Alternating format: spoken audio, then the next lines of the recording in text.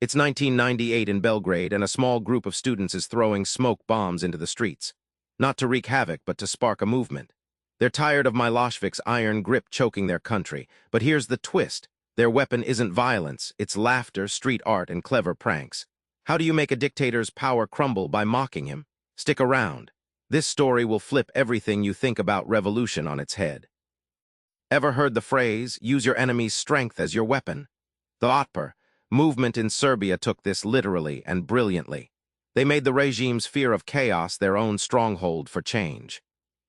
In Belgrade, Otpor, activists turned government propaganda against itself by dressing as bodyguards and inviting Milosevic's cronies to protection squads that mocked their paranoia. They even staged playful street theater exposing the absurdity of the regime's violence, making the dictator look ridiculous and powerless in public eyes. This is like judo, where you don't meet force with force, but redirect the opponent's energy to flip them over. Instead of direct confrontation, Otpor used satire and nonviolent disruption to turn oppressive tactics into public spectacle, weaponizing fear and suspicion against those who wielded it. The payoff? Instead of retreating, people gained courage. The government's usual grip, maintained by fear and control, slipped as laughter spread. Suddenly, power seemed fragile, and revolution felt like a party. That momentum dismantled a dictatorship without a bullet fired. Popovic teaches that any power system stands on pillars, sectors people rely on. Knock one, and the whole structure wobbles.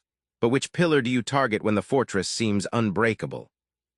Otpor analyzed Milosevic's regime and spotted pillars like the secret police, media, and military, all crucial for oppression. Not random rebellion, targeted moves to shake or win over one pillar could trigger cracks in the entire autocratic system. Think of a three-legged stool holding power. Knock out one leg and balance fails. Instead of attacking every pillar, Otpor focused resources where there was potential to sway insiders, like sympathetic soldiers or journalists, making their revolution surgical, not scattershot. Once one pillar fractures, the rest can't stand. In Serbia, as more pillars lost faith or defected, Milosevic's control collapsed faster than expected.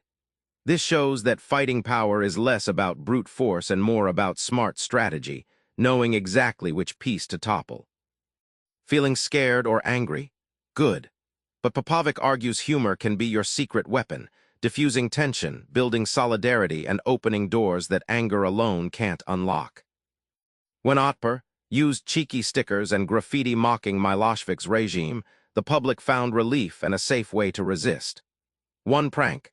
They turned his notorious strongman image into a cartoonish figure, making people laugh at the dictator instead of fearing him. This is like throwing a pie instead of a punch, disarming your opponent's anger with surprise and laughter.